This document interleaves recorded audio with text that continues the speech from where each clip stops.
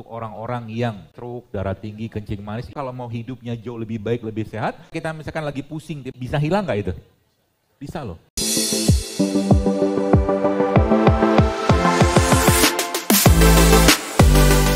Jadi kalau kita nanti ya mulai paham bahwa tubuh kita itu Bapak Ibu sekalian dia membutuhkan, dia punya hak. Ya, dia punya hak yang kita harus penuhin dan haknya itu sudah Allah berikan kepada kita semua dari apa-apa yang Allah ciptakan di atas buminya ini.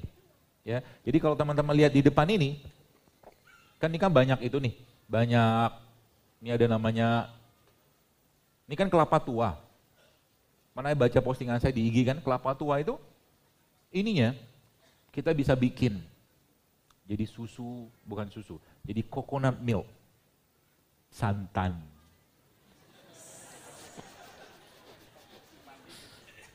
Bahasa kerennya kalau orang-orang barat bilang coconut milk kan. Tapi airnya dia untuk penyakit-penyakit, saya alhamdulillah juga bukan baru sih, dapat info baru juga tentang dahsyatnya air kelapa tua.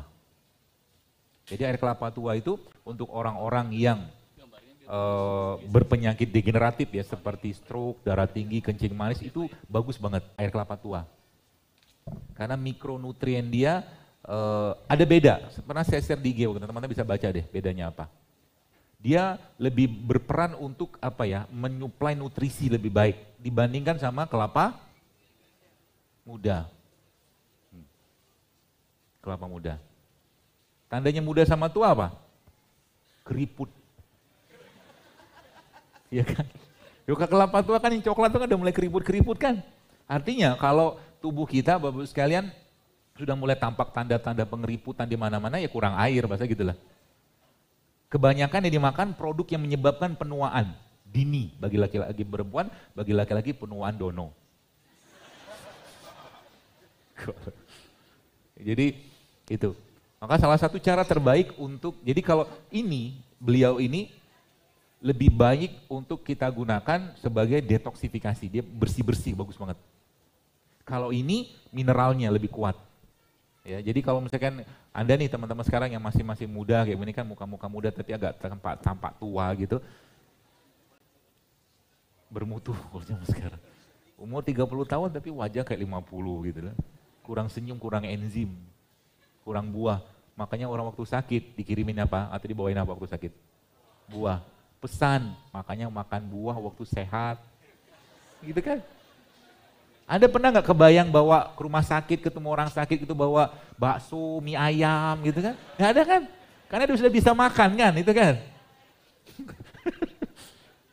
Ya, makanya waktu sakit, nah itu, waktu sehat kayak begini, jangan sia-siakan. Ya, apalagi manusia itu secara karakter kita, sebenarnya kita tidak cocok-cocok banget makan daging tiap hari. Daging hewan ya. Protein hewan kita nggak cocok, karena memang gigi kita kan cuma 4 taringnya. Ya, gigi kita kan cuma 4.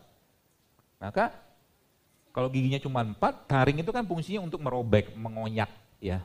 Terutama yang berasal dari protein-protein hewan, daging. Jadi nggak ada orang misalkan makan wortel gitu kan pakai gigi taring gitu kan, nggak ada. Gigi taring itu kan fungsinya untuk itu, seperti itu. Jadi artinya perbandingannya memang lebih banyak manusia itu kalau mau hidupnya jauh lebih baik, lebih sehat, maka yang dimakan olehnya itu lebih banyak makanan-makanan bersumber nabati. Kan gitu, dari gigi aja udah kelihatan. Ya, boleh yang kita makan daging boleh, tapi jangan sering-sering. Pun kalau sering harus ada pembakarannya. Ya, ataupun kalau pengen tetap makan protein, kita tetap butuh protein. Lebih baik Anda pilih protein yang nabati, lebih aman. Berarti dengan ini kita mengajarkan dia untuk menjadi vegetarian? Enggak, karena Rasulullah kan makan daging, kita tetap makan daging kok, tenang aja. Tapi tidak sering. Ya. Kemarin juga ada mahasiswa tanya pas kajian kapan ya? Kemarin di JCC. Dokter, kami ini mahasiswa, saya mahasiswa, bagaimana tips yang low budget untuk mahasiswa, untuk hidup sehat? Jawaban saya gampang, puasa. Ya kan? Betul nggak? Puasa aja terus. Ya, tunjukkan penderitaan. Lihat daripada makan mie instan, ini kan puasa. Nanti sorenya gitu kan dia beli buah, dia beli kunyit gitu kan, jadi pemuda rimpang Indonesia. Udah rimpang, ya kelihatan tangan-tangannya kuning gitu kan. Itu pemuda kayak begitu jauh lebih sehat daripada pemuda yang tangannya berminyak. Gorengan gitu-gitu lah. Jauh lebih sehat. Dan kalau Anda ketemu kayak begitu dan dia sedang baca Quran, pilihlah dia sebagai calon Anda. Udah soleh gitu kan, suka baca Quran, suka suka dengan kunyit, jahe, cocok gitu. Kita mempersiapkan gen. Serius. Ya. Dan Bapak sekalian, kalau Bapak Ibu pahami, jadi kayak jahe kayak begini kan, kalau bahasa Quran kan zanjabil kan. Maka ada satu hal yang perlu kita pahami tentang herbal ya. Jadi Bapak Ibu, kalau Anda lihat di sini kan ada jahe ya, ada kunyit ya. Warna-warna yang Allah berikan di mereka ini ada maksud sebenarnya.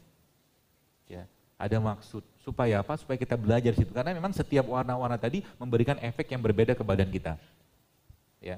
Kurma, ada kurma yang masih mengkel, ada kurma yang sudah kering, ada kurma yang masih basah. Efek ke badan kita beda. Efek ke badan kita beda. Ya. Demikian juga produk kayak begini. Jadi supaya tubuh kita itu terwarna-warni dengan berbagai macam yang Allah ciptakan, yang makan aja tiap hari. Hari ini, kalau saya lebih prefer tiap hari itu berubah-berubah ya. Kalau teman-teman yang suka minum air peresan jeruk lemon atau jeruk nipis gitu, kasih madu, kasih garam, besoknya ubah lagi jadi jahe, kemudian besok lagi kunyit, besok lagi kencur gitu, diubah aja tiap hari. Kenapa? Kita lagi membersihkan badan, sebab gini. Bentar ya, bismillah. Agak sedikit lapar.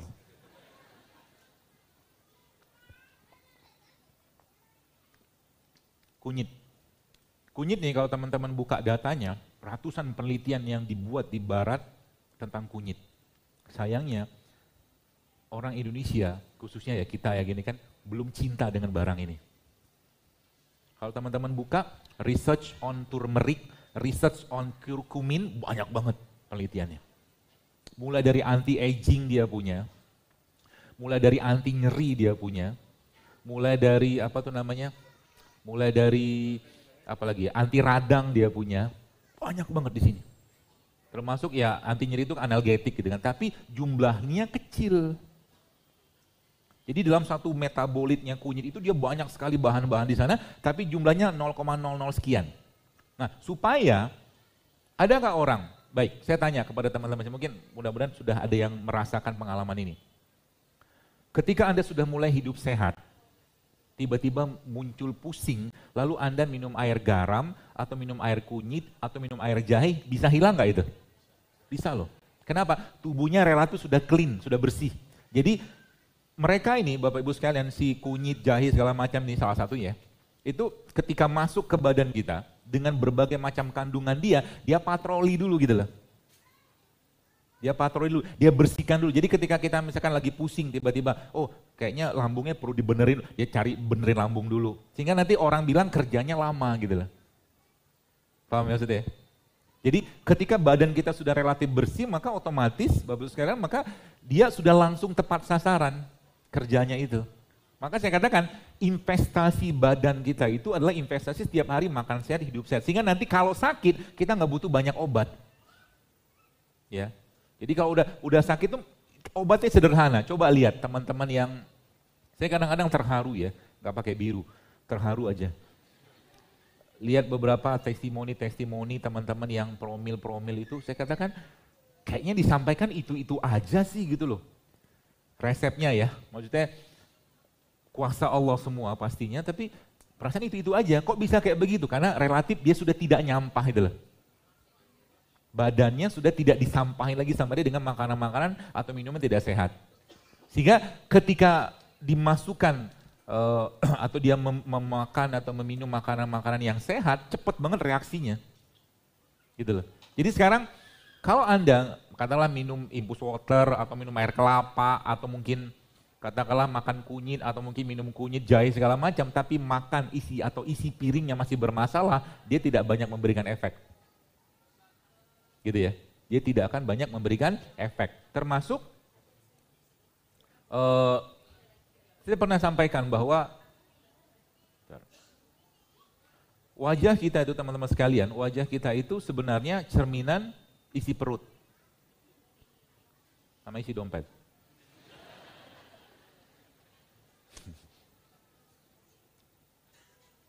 Ntar, semoga ketemu. Jadi darah kita yang banyak, atau darah manusia ya, yang banyak sampah-sampah metabolismenya, itu akan ngefeknya ke muka salah satunya sih ya. Ngefeknya tuh ke muka. Maka saya sering bilang, jadi kalau saya ngelihat orang itu dari wajahnya mulai kelihatan. Ya, masalahnya apa secara garis besar sih ya, nggak bisa detail juga, tapi kelihatan dari wajahnya. Ini orang ginjalnya bermasalah, livernya bermasalah, ini orang mau mati bentar lagi, kelihatan. Tapi nggak tahu kapan. Tuh serius, ya. Karena cerminan itu wajah kita itu cerminan isi perut kita, ya. Jadi ibarat kata kalau darahnya kotor, darahnya nggak bersih segala macam kelihatan semua. Ya, kemarin saya dapatkan ada bapak-bapak cerita dia pegawai suatu bank lah Jakarta. Dia cerita udah turun 20 kilo gitu kan badannya dalam waktu berapa bulan gitu kan. Ya saya bilang ya alhamdulillah pertahankan saja supaya jangan turun banyak lagi saya bilang. Tapi kelihatan wajahnya itu glowingnya luar biasa, idenya mulai banyak dia bilang gitu kan. Terus dia cerita berseri sekali wajahnya tuh.